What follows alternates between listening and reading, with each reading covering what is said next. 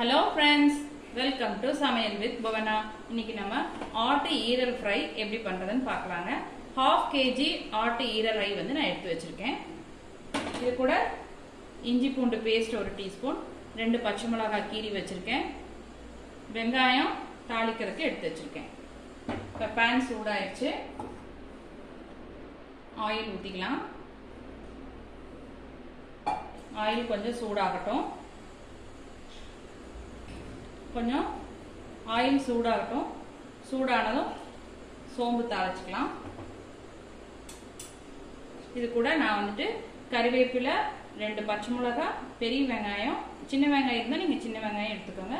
பெரிய வெங்காயம் 2 சின்னதாக நறுக்கி வச்சிருக்கேன்.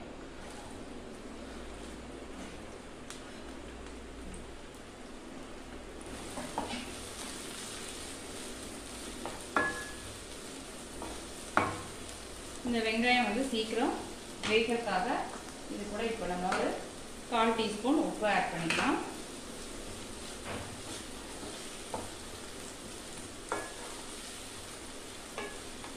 ஈரல் வந்து குழந்தைகளுக்கு கொடுக்கணும், ரொம்ப நல்லதுங்க.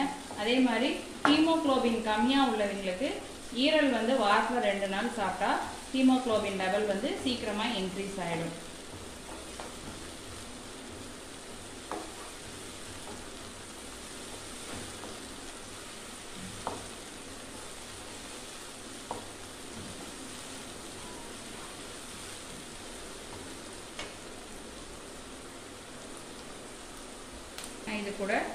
இது கூட 1/4 டீஸ்பூன் மஞ்சள் தூள் ஆட் பண்ணிக்கலாம்.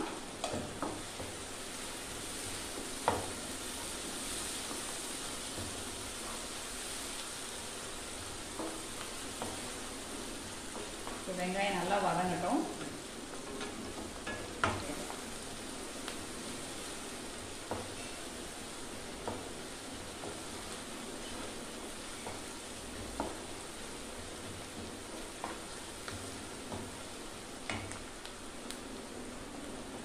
வெங்காயம் நல்லா வதங்கியாச்சுங்க. இது கூட நம்ம க்ளீன் பண்ணி வச்சிருக்கிற ஈரலை இது கூட ஆட் பண்ணிக்கலாம்.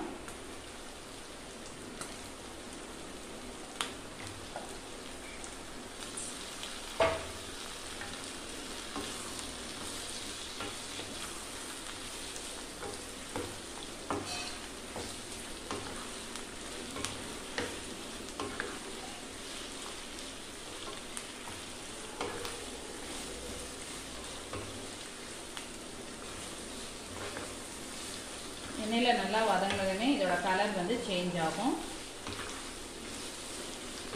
ஏற்கனவே வெங்காயம் வதங்குறதுக்காக உப்பு ஆட் பண்ணியிருக்கோம். கூட 1 டீஸ்பூன் இஞ்சி பூண்டு பேஸ்ட்டு ஆட் பண்ணிக்கிறேன்.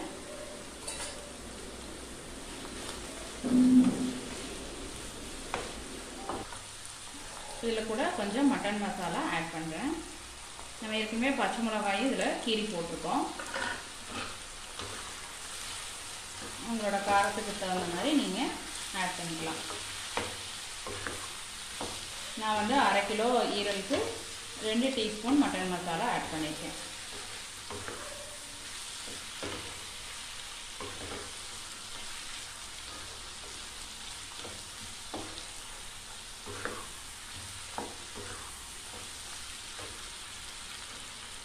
இந்த ஈரலுக்கு தகுந்த அளவுக்கு கொஞ்சம் நம்ம உப்பு ஆட் பண்ணிக்கலாம். ஈரல் வெந்ததுக்கப்புறம் உப்பு செக் பண்ணிக்கலாம். இதில் ஒரு 1/4 டம்ளர் இந்த இது முங்குற அளவுக்கு தண்ணி ஆட் பண்ணியாச்சு.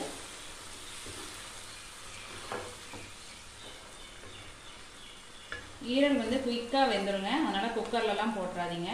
இந்த மாதிரி தவா இந்த மாதிரியே செஞ்சாவே போதும்.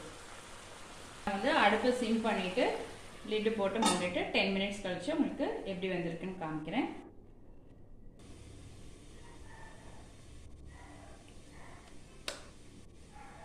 இப்போ 10 மினிட்ஸ் ஆயாச்சு. எப்படி இருக்குன்னு பார்க்கலாங்க. நல்லா தண்ணியை நம்ம ஊற்றின தண்ணியெல்லாம் எடுத்து நல்லா வெந்துருச்சு. இன்னும் கொஞ்சம் ஹை ஃப்ளேமில் வச்சோம்னா இந்த இதுவும் சுண்டிடும். இது சாதத்தோட பிசைஞ்சு சாப்பிட்றதுக்கு நல்லாயிருக்கும். பிரியாணிக்கெல்லாம் சைட் டிஷ்ஷாக இருந்தாலும் நல்லாயிருக்கும். இப்போ ஃபஸ்ட்டு ஒன்று வெந்திருக்கான்னு பார்க்கலாம்.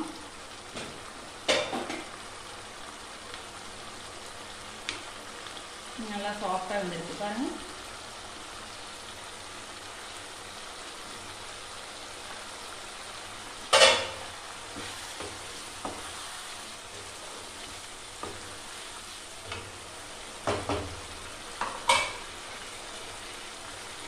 இது கூட கொத்தமல்லி எல்லாம் நறுக்கி சேர்த்துக்கலாம்.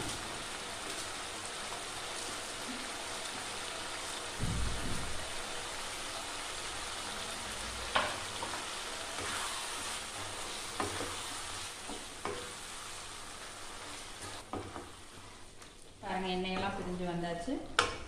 இந்த ஸ்டேஜில் நம்ம ஸ்டவ் ஆஃப் பண்ணிடலாம்.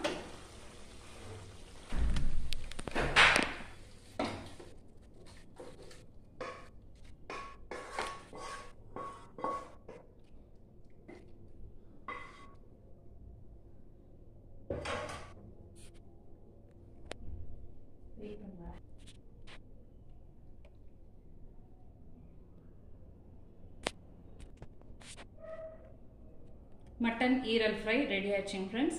நீங்களும் இதே மாதிரி வீட்டில் செஞ்சு பாருங்கள். பிடிச்சிருந்தா லைக் பண்ணுங்கள், ஷேர் பண்ணுங்கள், மறக்காமல் சப்ஸ்கிரைப் பண்ணுங்கள். தேங்க்யூ.